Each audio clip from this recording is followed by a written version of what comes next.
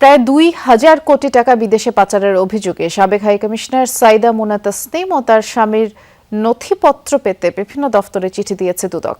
দুদক জানিয়েছে স্বামীর গার্মেন্টস ব্যবসার আড়ালে অর্থ পাচার করেন মুনা। এদিকে ঢাকা উত্তর সিটি কর্পোরেশনের সাবেক প্রশাসক মোহাম্মদ এজাজের বিরুদ্ধে দুর্নীতির নথিপত্র যাচাই বাছাই করছে সংস্থাটি। আওয়ামী লীগ শাসনামলে ২০১৮ থেকে ২৪ সাল পর্যন্ত যুক্তরাজ্যের বাংলাদেশের হাইকমিশনার হিসাবে দায়িত্ব পালন করেন সাইদা মুনা তাসনিম। তার বিরুদ্ধে অর্থ পাচারের অভিযোগ উঠলে গেল বছরের মাঝামাঝি অনুসন্ধানে নামে দুদক।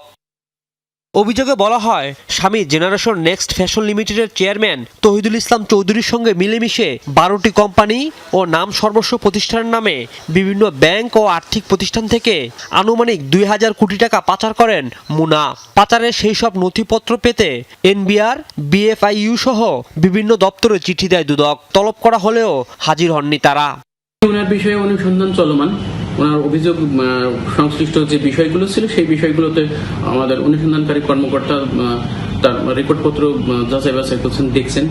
এদিকে ঢাকা উত্তর সিটি কর্পোরেশনের সাবেক প্রশাসক মোহাম্মদ এজাজের বিরুদ্ধে গাবতলী হাট ইজারা, ই-রিকশা প্রকল্প সহ বিভিন্ন দুর্নীতির নথিপত্র সংগ্রহ শেষে যাচাই বাছাই করছে সংস্থাটি। অনুসন্ধানের স্বার্থে যে বিষয়গুলো তারা দেখেন সেই বিষয়গুলো দেখছেন। এরই মধ্যে দুদকের আবেদনে উত্তরের সাবেক প্রশাসককে দেশ ত্যাগেও নিষেধাজ্ঞা দিয়েছে আদালত।